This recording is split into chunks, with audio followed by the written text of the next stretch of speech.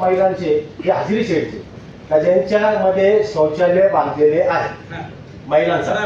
बरोबर. आणि मागच्या आयोगाच्या वेळेस आपण हा विषय मांडलेला हो, सांगा ना जरा. एक एक प्रश्न बोलू द्या ना.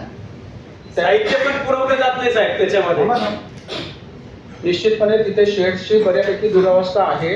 त्याच्यामुळे आता सगळ्या शेड्सचं मागच्या 15 दिवसापासून सगळा डिटेल डाटा घेतलेला आहे.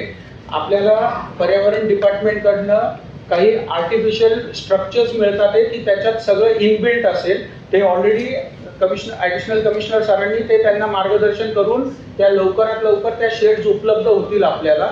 या दृष्टीने पाऊल आपण ऑलरेडी उचललेलं आहे. वर्षापासून महिलांची दुरावस्था झालेली आहे त्या कारणाने की त्यांना ती सोय मिळत नाहीये. त्याला जबाबदार तुम्ही स्वतः राहणार आहे का? जबाबदारी घेताय का तुम्ही? निश्चितपणे त्याच्यात कंटिन्युअस आपण त्या ह्याच्याने त्याचा पाठपुरावा करतो आहोत आपण.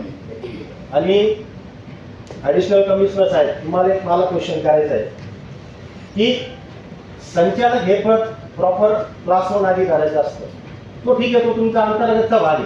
परंतु आज ह्या ज्या तक्रारी येत आहे तुमच्यापर्यंत, या तक्रारी काय येत आहे तर तिथं क्लास 1 अधिकारी नाही तर इन्चार्ज जे अधिकारी तुम्ही तिथं बसवले, जे पलोड साहेब तिथं बसले, ते आजच नाही तर 3 वेळेसपासून त्यांना तिथंच चान्स मिळतोय. सेवाज्येष्ठा लावली असेल किंवा काय, तुम्हाला त्याची काही घेणं देणं नाही. परंतु जर पर्टिक्युलर जर तिला अभ्यासू अनुभवी अधिकारी जर बसवला किंवा शासनाकडे जर तशी मागणी केली किंवा वैद्यकीय विभागातून सेवाज्येष्ठता लावलेला एखादा तुमचा अधिकारी असेल त्याला जर बसवलं तर त्याच्याही काय होणार, हा माझा दुसरा मुद्दा आहे.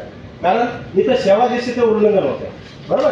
दुसरी गोष्ट की आरोग्य वैद्यकीय विभाग यांच्याकडे मी 10 चक्रा मारलेल्या आहेत की तुम्ही 24 फेब्रुवारी 2023च्या GRची अंमलबजावणी का नाही करत आया आणि वॉर्ड बॉयसाठी. मागाशी त्यांच्या ऐवजी यांनीच उत्तर दिलं तर 3 का 4 लोकांचं आम्ही ते वार संच घेतलेले.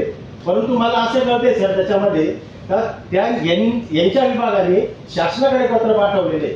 हालाकी 24 फेब्रुवारी 2023च्या GR मध्ये असं कुठेही लिहिलेलं नाही. तिथं डायरेक्ट यांना व्याख्या दिलेली सफाई कामगार. बरोबर. हो 2 मिनिटात मला लिंक नका. मग तुम्ही फक्त SC असाल तर तुम्हाला नोकरी देतो म्हणजे हा कास्टिझम तर झाला का नाही.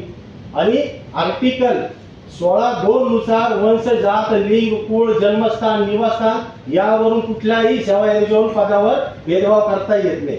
तरी पण यांनी मार्गदर्शन का मागवलं? शासनाच्या GR मध्ये तर तसं काहीच नाही भेदभाव करा म्हणून. SC असेल तरच द्या म्हणून. मग आया वॉर्डबॉय जर ते तिथं लहान बच्चूची साफ करताय किंवा एखाद्या वृद्धाची साफ करताय, त्यांना इतर लोकांना का बरं तुम्ही अंतर्भाव नाही केला?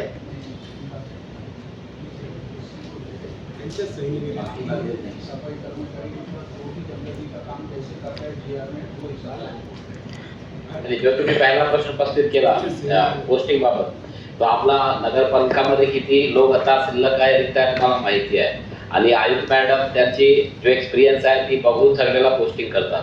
जर तुम्हाला असं वाटत आहे की तुमचा जो प्रॉब्लेम आहे काही ऐकत नाही आहे, तो आता मला ऑलमोस्ट 2 महिना झाला नाशिक महापालिका मी बऱ्यापैकी लोकांच्या भेटलेले आहे. आय थिंक सबसे मिलाव बट तुम्हाला मात्र आतापर्यंत भेटलेले नाही आहे. तर तुमच्या काही पलोड साहेबाबत काही तक्रार आहे, वैद्यकीय विभागाबाबत काही तक्रार आहे, तुम्ही मला सांगू शकता. मी बघतो काय करायचं. जसं आता सगळे एक मिनिट थांबा.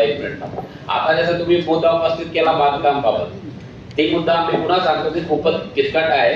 आणि 3-4 दिवस आधी मी मीटिंग घेतला होता, त्यामध्ये ती मुद्दा आले बांधकाम विभाग, आपले टाउन प्लॅनिंग, फायनान्स सगळे डिपार्टमेंट आहे. आता मी अजून तुम्हाला असं नाही सांगू शकतात की होणार काय ती होणार, बट मी अध्याय स्टडी करून ती फायनल करतात काय करू शकतात.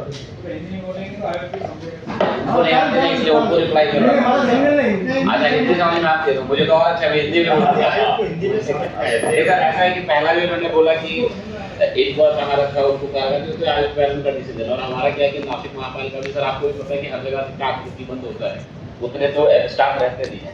तो अगर किसी के बाबत तकरार है तो आप लोगों को अलग बात है, बट जितना मेरा एक्सपीरियंस है फलोट साहब भी अच्छा काम कर रहे हैं, जो वैदिकी है वो भी अच्छा काम कर रहे हैं. पर्टिक्युलर त्यांची काही वागणी किंवा तक्रार नाही.